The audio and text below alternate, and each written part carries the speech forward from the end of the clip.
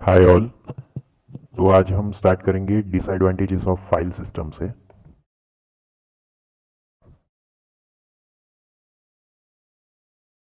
So before the introduction of DBMS, data जो है वो फाइल सिस्टम्स में स्टोर किया जाता था और उसके कुछ डिसएडवांटेजेस थे जिसकी वजह से डीबीएमएस को पिक्चर में लाना पड़ा। सो और ये एक बहुत ही इंपॉर्टेंट क्वेश्चन है जो जीटीओ एग्जाम्स में पूछा जाता है।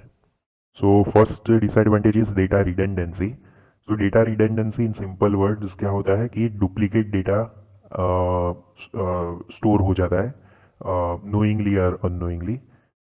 So it is possible that same information may be duplicated in different files. This leads to data redundancy. Due to data redundancy, memory का वेस्टेज होता है। तो ये दो इंपॉर्टेंट पॉइंट्स है। So first one is data redundancy क्या होता है, तो duplicated data in different file store हो जाता है और data redundancy results in memory wastage. अब इसका एग्जांपल है कि सपोज कोई कस्टमर है जिसके दो अकाउंट्स है, saving account and current account, और कंसीडरिंग कि अभी फाइल सिस्टम ही यूज हो रहा है, तो ये कस्टमर के जो डिटेल्स है like name, address, email, contact number, वो दोनों ही फाइल्स, जो सेविंग अकाउंट का फाइल है और करंट अकाउंट का फाइल है, दोनों ही फाइल्स में स्टोर होगा। सो ये अननेसेसरली हम स्टोर कर रहे हैं क्योंकि इंफॉर्मेशन सेम ही है, लेकिन फिर भी हमें फाइल सिस्टम में दो अलग अलग जगह पर स्टोर करना पड़ रहा है। So this is data redundancy. और चूंकि हम दो अलग अलग जगह पर स्टोर कर रहे हैं सेम इंफॉर्मेशन, तो इससे मेमोरी अननेसेसरली ज़्यादा वेस्ट हो रही है। So this was first disadvantage. Now coming to second disadvantage. Second is data inconsistency. Now, due to data redundancy, it is possible that data may not be in consistent state. Now, previous example में ही हमने देखा कि file system में कोई customer है जिसका savings और current account है, तो बोथ जो अकाउंट है उसकी इंफॉर्मेशन दो अलग अलग फाइल में स्टोर होगी, करंट अकाउंट की फाइल और सेविंग अकाउंट की file. Now suppose it is possible that there is change in address in one of the files. So suppose current account की जो फाइल है उसमें कस्टमर ने रिक्वेस्ट किया एड्रेस चेंज के लिए, तो वो फाइल में एड्रेस चेंज हो गया अपडेट, लेकिन जो दूसरी फाइल है, दूसरे अकाउंट की फाइल, उसमें सेम एड्रेस ही रहेगा। तो this will lead to inconsistency in data related to that customer. So ये सेकेंड डिसएडवांटेज है फाइल सिस्टम का, data inconsistency. Third is difficulty in accessing data. Now accessing data is not convenient and efficient in file processing system. तो basically क्या होता है कि जब हम फाइल सिस्टम यूज करते हैं तो we have multiple files where information is stored, लेकिन कोई सेंट्रलाइज्ड डेटाबेस जैसी चीज़ नहीं होती फाइल सिस्टम में कि सपोज कोई ऑर्गेनाइजेशन है जिसके अलग अलग डिपार्टमेंट्स हैं, तो हर डिपार्टमेंट के अलग अलग कंप्यूटर्स में अलग अलग इंफॉर्मेशन की फाइल्स स्टोर की गई होंगी फोल्डर्स में या डायरेक्टरी के बेस में, डायरेक्टरी के अंदर। तो ये कोई सेंट्रलाइज डेटा नहीं है कि इसका एक्सेस मैं एफिशिएंटली किसी को दे पाऊँ।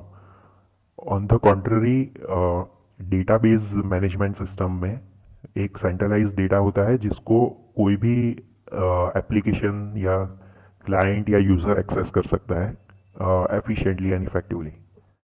So here also same example is given. For example, suppose there is a program to find information about all customers, but what if there is a need to find out all the customers from some particular city? In this case, there are two choices. One is find all the customers using the available program.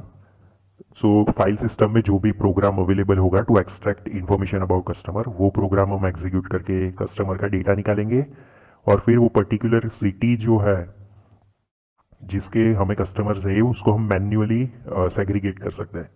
या तो फिर second programme है, हमें नया पूरा program बनाना पड़ेगा to extract data from file corresponding to some particular city. तो ये प्रोग्राम हमें पूरा अलग से ही बनाना पड़ेगा, so which takes time and it is not efficient and effective. So for each and every different kind of data access, separate programs are required. This is neither convenient nor efficient. तो ये example आप दे सकते हो for this third disadvantage, difficulty in accessing data. Now going to fourth disadvantage, limited data sharing. So ये previous जो disadvantage है उसका ही एक extension है. तो चूंकि सेंट्रलाइज सिस्टम नहीं होती है, different different in file system different different department के अलग अलग कंप्यूटर में फाइल स्टोर होती है, तो उससे शेयर करना डेटा भी बहुत ही डिफिकल्ट हो जाता है. तो सपोज आपके पास कोई टास्क आया जिसमें दो डिपार्टमेंट से आपको कुछ फाइल्स चाहिए, तो आपको दोनों ही डिपार्टमेंट के फाइल्स को कंबाइन करने के लिए एक प्रोग्राम लिखना पड़ेगा, और जो भी पर्टिकुलर डेटा जिस फॉर्मेट में चाहिए उस फॉर्मेट में आपको आउटपुट उस प्रोग्राम में डिजाइन करना पड़ेगा, which is not efficient. So data are scattered across various files, and data files may have different formats. All these formats may be stored in different folders or directories on different computers of different departments. So due to this data isolation, it is difficult to share data among different applications. So this is important. Different applications को आप data share नहीं कर पाओगे efficiently. On the contrary, अगर आपके पास database होता है, एक centralized database management system, तो आप easily कितनी भी applications आ जाए या कितने भी client आ जाए, आप उनको efficiently share कर सकते हो data. So this was the fourth disadvantage of file system. Now fifth one is integrity problems. So data integrity means that data contained in a database is both correct and consistent. तो ये definition है data integrity की, जो frequently पूछी जाती है GTU exams में. So keep this in mind. So for this purpose, the data stored in database must satisfy certain types of constraints. So various constraints होता है data store करने के. So for example, किसी customer का data है for a banking system, तो obviously उसका जो अमाउंट है बैंक बैलेंस का अमाउंट है वो लेस देन ज़ीरो नहीं होना चाहिए. और सब कुछ बैंक्स में तो ऐसे भी रूल्स होता है कि आपको एक मिनिमम बैलेंस मेंटेन करना पड़ेगा, और अगर नहीं होगा तो आपको चार्जेस कुछ पे करने पड़ेंगे. सो ऐसी भी कंडीशन होंगी कुछ कॉलम्स में बैंक बैलेंस के अमाउंट में कि bank balance amount should be greater than 5,000 या greater than 10,000 depending on the scenario. तो ये फाइल सिस्टम में ये सारे कंस्ट्रेंट्स अप्लाई करना डिफिकल्ट होता है, क्योंकि आपको हर कंस्ट्रेंट के लिए प्रोग्राम आपका मॉडिफाई करना पड़ेगा जो फाइल सिस्टम को मैनेज कर रहा है. But in case of database management system there are multiple ways to apply all this constraints so that data integrity is maintained. तो ये एग्जाम्पल भी आप देख सकते हो. So for example, balance for any account must not be less than zero. Such constraints are enforced in the system by adding appropriate code in application programs. But when new constraints are added, such as bank balance should not be less than 5,000, application programs need to be changed. So this is not an easy task in file systems. So this was the fifth point. Remaining points we will cover in upcoming lectures. एक चीज और मुझे बतानी थी, ये जो first disadvantage है data redundancy का, ये डेटाबेस मैनेजमेंट सिस्टम में नॉर्मलाइज फॉर्म्स यूज करने से रिजॉल्व हो जाता है.